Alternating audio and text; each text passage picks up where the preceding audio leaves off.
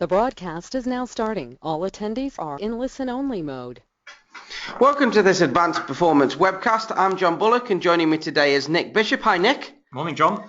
And what are we going to be talking about today? Well, actually, first of all, we need our cheesy pictures up there, don't we? Would help, John, it would. Well done, sir. So what is going to happen today? We're going to be talking about customer service excellence, and I am quite happy to say that our colleague here, Nick, is a bit of an expert in customer service. No pressure. So he's going to be taking us through a really interesting webcast today. If you've got any questions along the way, please just ask in the control panel that you've linked into the webinar from. You have an option where you can put some questions. So if you have any, please just ask as we go. We will be giving you 5 key points to this webcast, as we always do, to sum the webcast up at the end. And also, if you have any questions after the webcast, or if you've had some time to reflect and you want to come back to us with anything, please contact us and we'll put our contact details up there for you at the end. And also, of course, if you have any ideas or suggestions on what you would like us to run our webcasts on, please feel free to contact us after the fact. So, to kick things off, there's a bit of a question for you guys out there listening. If you've got some short customer service stories, then feel free to type them into the box where you can put your questions and let us know about your customer service stories. Maybe you've got some fantastic examples of customer service, and maybe you've got some that weren't so great. So if you do get 2 minutes, just drop a very brief customer service story into that box, and we'll come back and revisit those later on. But without further ado, I'm going to hand over to you, Nick, to kick us off with this. So, customer service then, what's the definition? Well, we're starting off here, John, with an acronym. It helps people to remember things by. We like using these sometimes. So, customers, they're our absolute lifeline. They're our reason for being, and we want them for a lifetime as well. But you know what amazes me sometimes? People say, you know what? If it wasn't for customers, I get a load more work done. Would you believe it? Absolutely, and it's unreal, isn't it? Really, when you think people about it. People say it, John. Trust me. They do. Yeah, absolutely.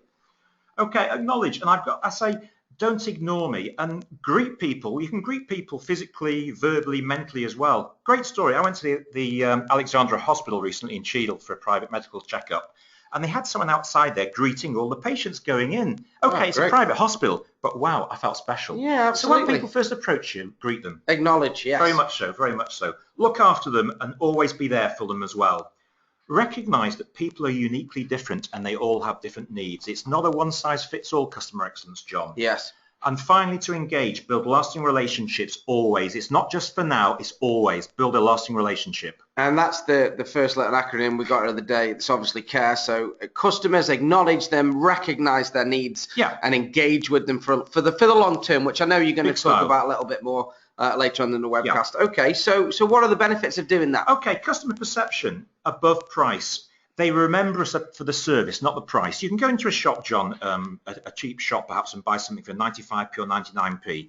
If the 95p shop gives you poor service, but the 99p shop gives you a great experience, 4 pence, what does that mean? Yeah, nothing. You'll go for the experience, won't you? Absolutely. Yeah. So, service is what people remember you for. Okay, so that's that perception piece. Yes. And I know you've got a couple of examples of customer perception. We're going to come on to. Yeah, great. Okay, so customer loyalty then. People don't realise in business, the common factor is a 1 in 7 ratio to actually get new business as opposed to retain business. So what we're saying, it's 7 times more expensive to get a new customer than to retain a customer. Wow, I mean that's massive.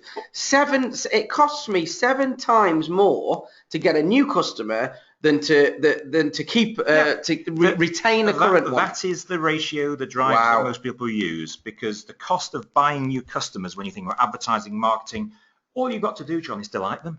Yeah, that's it. Well, it seems simple, isn't it? Absolutely. And it's a massive cost, that. It is.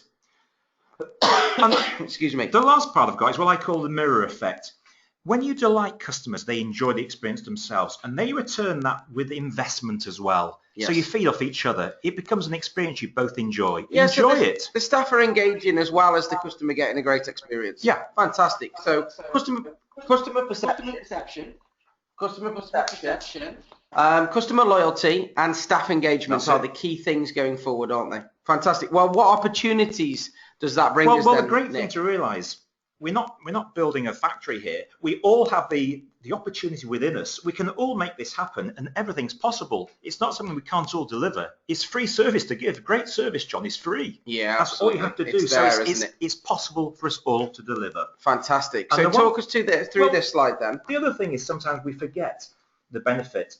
Internal and external, we're all customers of each other, John. Yeah. So we often find that in organisations, don't we? We sometimes think of the customer just being external rather than how can I create a great relationship with the people inside the business in order to benefit all of the external customers. Well, we talk about team later on, but the thing is, amaze your customers. They want to come back, delight them, and it's got to be now, next time, every time, and always. Yeah, there's a key word there for me with that now and always, and that's consistency. And I think if you do what you do well consistently, that can be one of the biggest things for restaurants are probably the key in that. How often do you go to a restaurant, enjoy it, go back, and you're disappointed second time? Absolutely. The key is consistency. Without a doubt. Now, I know you've got a little story to tell us now about this library. True story, business story, which was enacted. A couple went into a library, got the books, went out to the librarian to check out. She stamped the books. There wasn't much eye contact. She may have said goodbye if she perhaps made the effort to do so, walked out. And they were asked afterwards, what do you think of your library? Well, it's not very nice, not very inviting. Wallpaper's peeling off. It's a bit cold. It needs a bit of decorating. End of. They go back in another time. And this time, as they check out with the librarian stamps the book, looks up and says, that's a good choice. I've read that book myself. I won't tell you what happens at the finish. I won't spoil the story, but you'll enjoy. Have a great day. Bye. The really good interaction. Yeah. They get interviewed outside afterwards. What do you think of your library? Nothing had changed bar the personnel inside the librarian. But what they said this time, I quite like it. It's nice. It's warm. I think it's been decorated recently. It's always enjoyable going there. Not one thing had changed by the people on the Fantastic. desk. So it just goes to show how much service really goes into the customer's perception of what's going on. The surroundings hadn't changed whatsoever, but just because of that interaction, they left with a different feeling. It's very much like the Seattle fish market. The coldest, smelliest, dirtiest fish market in town, where the customers go to watch the people working. They're so good at the job. Yeah, make their day is one of their things, isn't it? Make their day. Flying fish. Absolutely. So I know you've got two examples here. One of when you had great customer service, and one when it was not so great. Okay. The first one's a supermarket story. Waitrose. I'm very fortunate. My wife, Mrs. Bishop, does nearly all the shopping in my household, which I love her and cherish her for that. But occasionally I go out, and she asked me to go to buy some spices at the supermarket. So I go to the supermarket. I look the typical man. I've probably got a screwed up envelope with scribbled writing on, 5 things written down. That's all I've got to buy. I'm looking a bit vacant, and one of the assistants came up to me. How can I help? I'm looking for X. She didn't just take me to X. She took me and walked me up and down the aisles to all 4 of the other things. Fantastic. It's brilliant. And again, I tell people about that, John. That's what I'm doing here and now. Yeah, that's the absolutely. point. And I bet it didn't take very long either. Nothing at all. Yeah, that's the key, isn't it? So what about the aeroplane? Okay. Tell us about that. I had quite a big project in Botswana some years ago where I travelled out there once a month for close to 2 years, flying British Airways all the time. So it's a sizable chunk of money. You fly from Manchester to London or Paris, then to Johannesburg and to Gaborone and back. So after nearly 2 years, it's a fair investment of money. One visit, I'm coming back, and South African Airways closed the airspace at Johannesburg Airport, Oliver Tambo Airport, because of a violent thunderstorm. Right. So we're 45 minutes late landing. Not a problem. I go up to the British Airways desk and asked to be booked onto the next flight, and the lady said 1,000 rand, please, which is about £100. Wow. I said, I'm sorry. She said 1,000 rand. I said, the airspace is shut. It's not me. I haven't been stuck in a bar or anything like that. You've shut the airspace. 1,000 rand, please. To cut a long story short, it went up 3 lines of management. I ended up having to pay. Yes. So when I got back, I thought I'm going to write to their chief executive. In the end, I didn't. I voted with my feet, and I flew Air France ever since. But what I also do, John, which shows how this happens, I tell this story to everyone. Yeah, absolutely. And it just goes to show, doesn't it, something that they could have done very simply. It certainly wasn't your fault that happened, to take it forward. So a great example and a not so great example. That's the one. That we've got on here. So I know that you're going to take us, this really intrigues me when you went through this with me for the first time. Now you're going to take us through these different parts of our body that help us with customer service. So we're going to look at the heart, we're going to look at the face, we're going to look at the body, the hands, the backbone, and the feet, aren't we? Well, and you're going to take us through all of these. We like models to help to remember things, John. So this model is all about the human body and remembering how each part has its part to play. Fantastic. So we're going to cover it very briefly. The heart, our beliefs, our behaviours, sincere and genuine. Yeah, absolutely. I'll talk you through them though, John. Yeah, kick off with the heart. Take us through that. I'll talk about our beliefs and our behaviours. Okay. I mean, our heart, our beliefs, behaviours, we have to deliver from the heart. And the way to a customer's heart is much more than just a loyalty program. Making customers evangelists is about creating experiences worth talking about. And that's Valerie Maltoni, a keynote speaker and American strategist. So we've got our beliefs and our behaviours. This one is the important thing for me. Yeah. Because as we always say, at Advance, as people know, it starts with us, doesn't it? It's put your own mask on first time. That's the key. So we talk about our conditioning, where our experiences are stored. And then, of course, it leads to our beliefs, what we believe, yes, to our attitudes, how we feel and our emotions, and that then causes our behaviours, whether they be good or bad. So we actually own it. It's we that own it. And that's the important thing. And I know that you've got some core behaviours here that you talk about through customer service, kicking off with passion. Well, you want to serve or work with someone who shows passion in what they do. They have a pride in what they do. They've got values as well. They understand the values of what they're delivering and what the customer wants. Absolutely. Trust is one of the most important things. You have to build trust with your customer. Do things well every time so they trust you. And be open and honest. And that's all the time. Yeah, and again, and I know we'll come on to this. Excuse me. We'll come on to this in a short while, but that open and honest thing is also about being genuine, isn't it? It's about being... You've got to be people genuine, see through it otherwise, don't they? We talk about that a little bit later in body language. We will indeed, absolutely. So the outcome then, tell us about the outcome. We ourselves, you and me, make the biggest impact of all. We are the business. Senior management, they only give direction and leadership.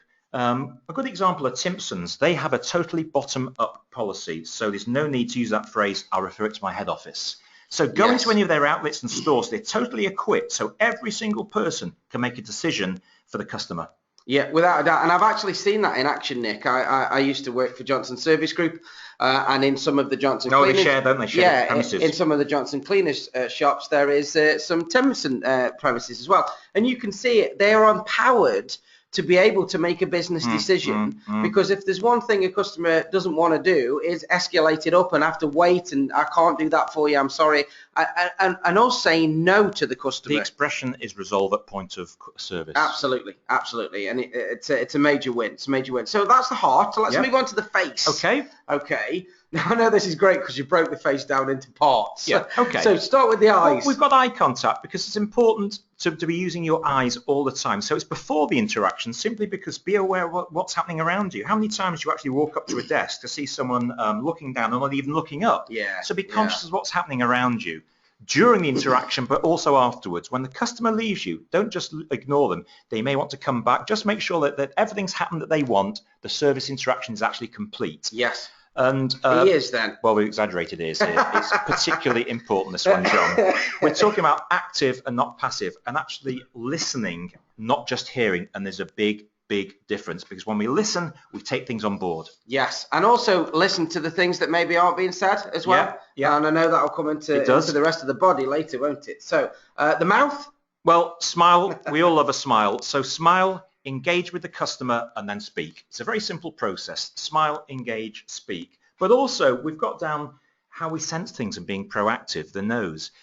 Be aware of what's happening. Use your extra senses and just consider perhaps the dynamics of what's not being said and what's happening in the store, the shop, on the phone. Use your senses all the time. It's amazing how quickly you don't really think about a lot of this stuff, but just going through the 4 features on your face, actually there's quite a lot that you can do in order to engage with the customer. Of course there is. Absolutely. And I know this next slide for you is about it being 360, isn't it? Absolutely. I call it the 360-degree interaction.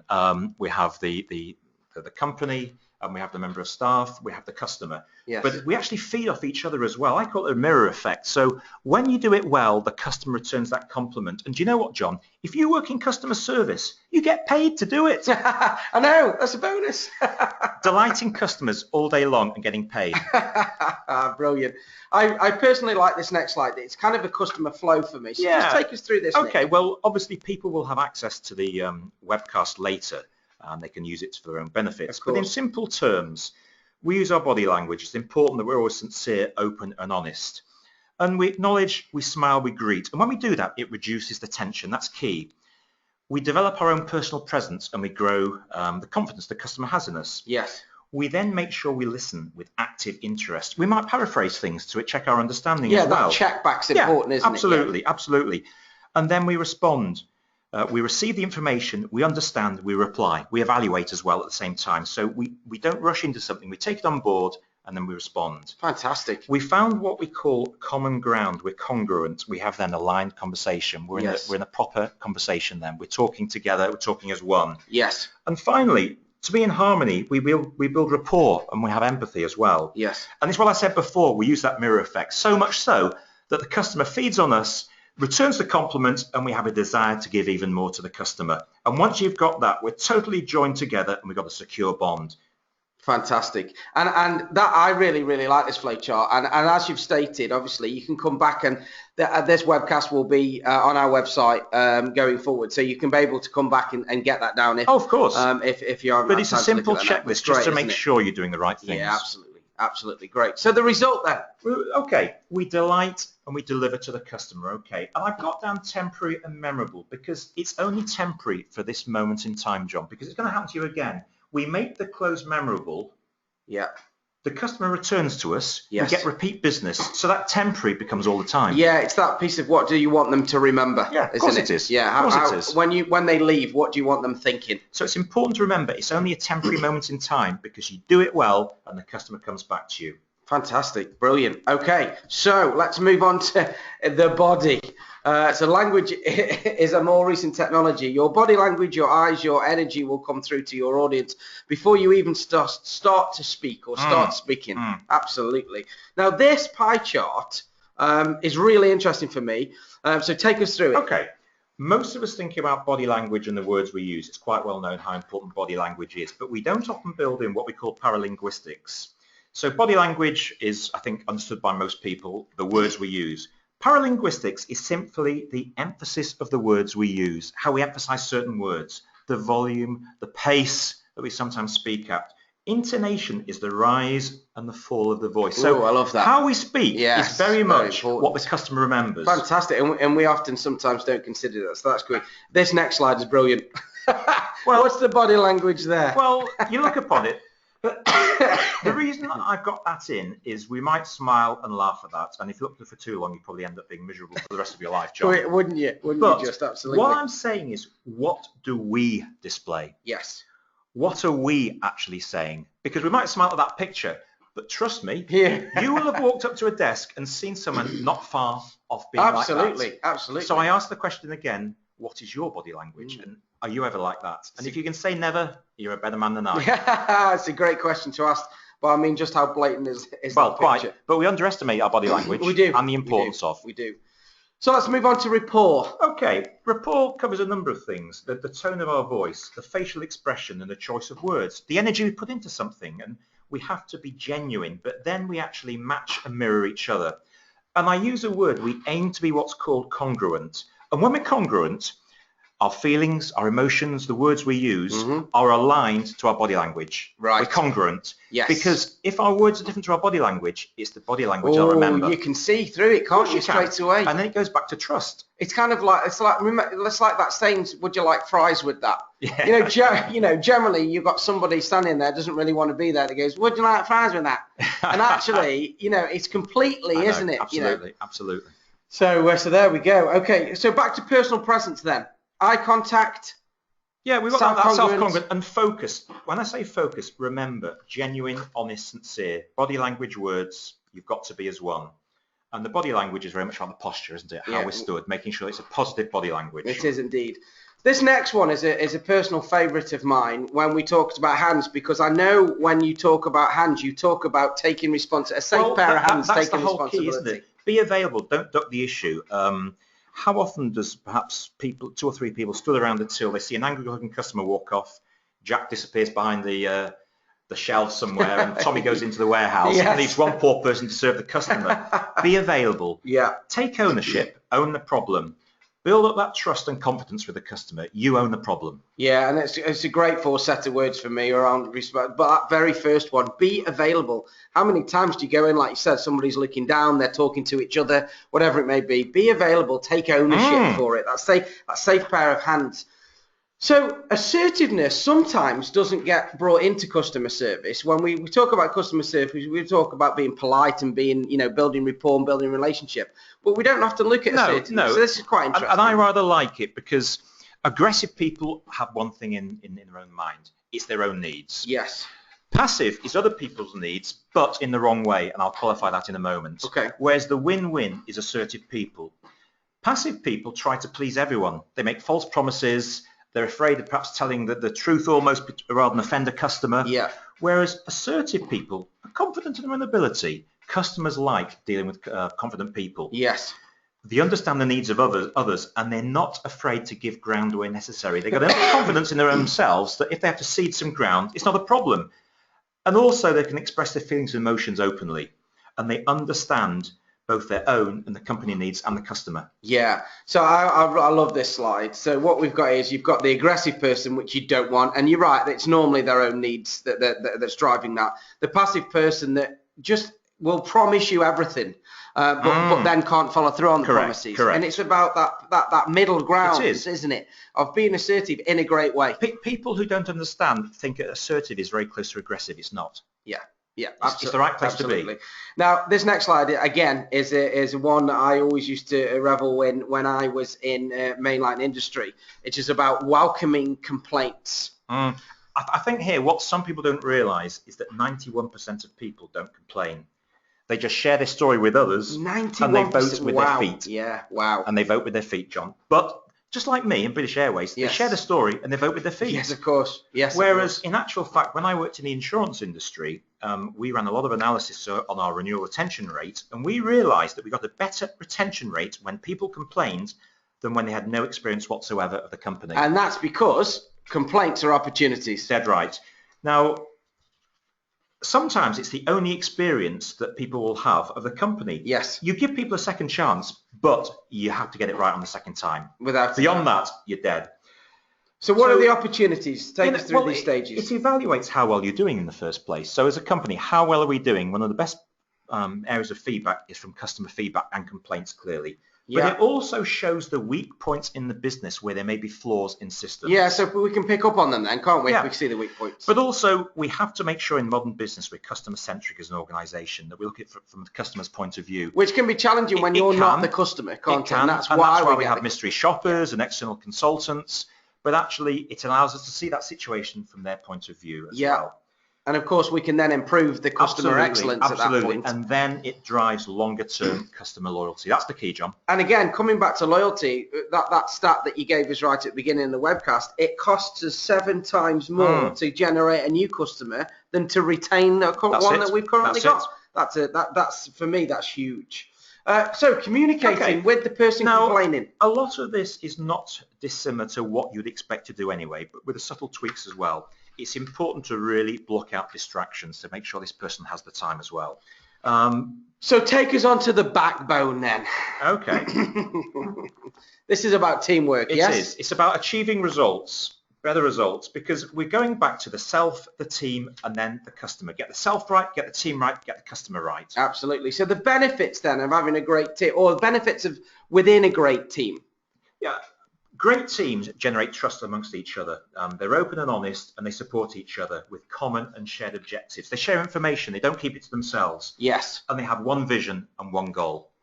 So we've got trust in there. I just want to recap these points because I think it's really, really important in the key in the team here.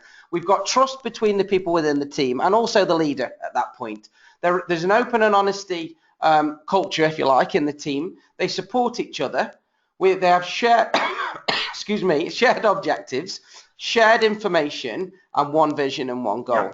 And that could be generally around the customer service element, couldn't it? About giving the customer what they want. Now, this next model is quite a standard model. It's been around for a while, but just talk us through it when bringing that customer service team together. If we agree that teamwork is a true way, self, team, customer, to get things right, it's important the team's right as well. Newly formed teams in the forming stage, they're newly formed, or sometimes to bear in mind, if you have staff turnover, a change of team can have the same effect. So within the team, they're starting to build trust in each other. It's a getting to know process, and we move to the storming stage where there's better understanding and the team dynamics start to evolve. We get to the norming where people now get the processes, how to work together better, the trust in each other, they share information, we're starting to get to the right place. And finally, we're performing, we have a totally cohesive team. But the key here, John, everyone plays a part to help each other to develop the team ethos. It's not just the manager. Yeah, absolutely. And of course, if people leave, then, it goes back to, then you go. That's the key on staff turnover, because you're going through that model too many times. Yes. Yeah, absolutely. So if somebody does leave, you've got to go back to the forming stage, the storming stage, the norming stage, and performing all the way through. Okay, great. So to start to bring us towards the end of our webcast here, we've got these three elements. Bring them together for us, Nick. It's just reminding that get the me, the I right, be the best person you can be. It starts with me. Get the team right, that team ethos we just covered, and then the rest will take its own natural course. It's the customer will get that right too. It's me, the team, the customer. Sounds easy, Nick. Well, I said at the start, we're not building a factory, John. Yeah. Everyone has it in them. Everyone can do it. Yeah, at 100%. Just before we move on, we've got a little story that's coming in from one of our listeners about their experience of customer service that we asked right at the beginning of the webcast. And this lady says, we recently received an email telling us that our Christmas party was going to be cancelled by the hotel because they didn't have enough numbers. Okay, so they didn't have enough numbers, so they sent us an email saying it was going to be cancelled. They didn't ring and apologise. They just literally emailed the facts. And they booked somewhere else at that point. I mean, how awful is that as an example of customer service? Would you go back? Would you tell someone else? Well, they've just told all our listeners. Yeah, 100%. So thank you very much for that. That's it. That was Claire. That came from Claire, one of our listeners.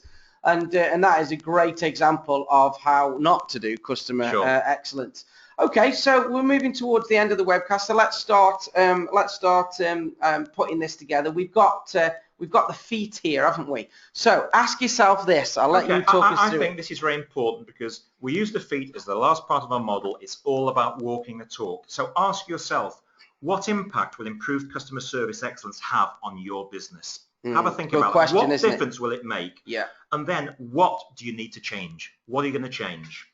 Who can help you? Because no man is an island. It may well be that there's things that you can help from other people, ask people for help. We just talked about having a great team, haven't we? So get the right people in the team, or at least inputting to the team. Yeah, and I think what's also important, how are you going to measure your improvements?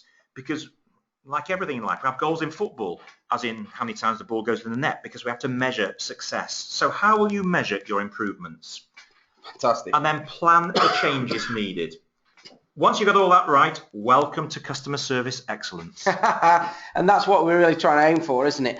And just to go back to that measurement point for me, often we struggle, we shy away from measuring service sometimes because sometimes because it's qualitative, it's a little bit less tangible sometimes to measure. We can measure stats and things like that, but how do you measure building relationships? But there are ways, aren't there, that you can do that. Absolutely. And actually it's really, really important.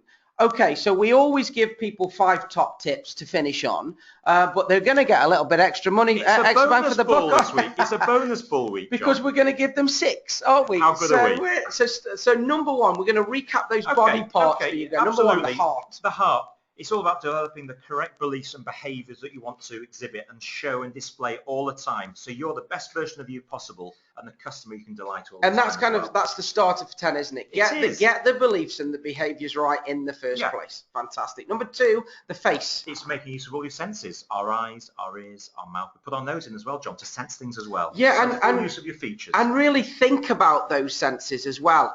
Really think about, where is your eye contact during and after, for instance, and use all of those senses. Okay, number 3, the body. Communication is far more than just words. We know that, John. Yeah, and we can remember that picture of that lady just looking bored, can't we? So, yeah. Frightens me every time I think about it. Absolutely. So use the body language correctly. Number 4, your hands, the responsibility element. Every one person in a company has to take that element of personal responsibility. Don't shy away from it. Own the problem. Be awesome and deliver a great service, but own the problem. Absolutely, yeah, that personal responsibility is key. Number 5 is the backbone. Yeah, developing the team ethos. It's the me, it's the team, it's the customer. Get that team right, get everyone working together, and the rest will follow. Fantastic. And then finally, the feet. The feet walk the talk. You can learn as much as you wish, but you have to go out and put it into action.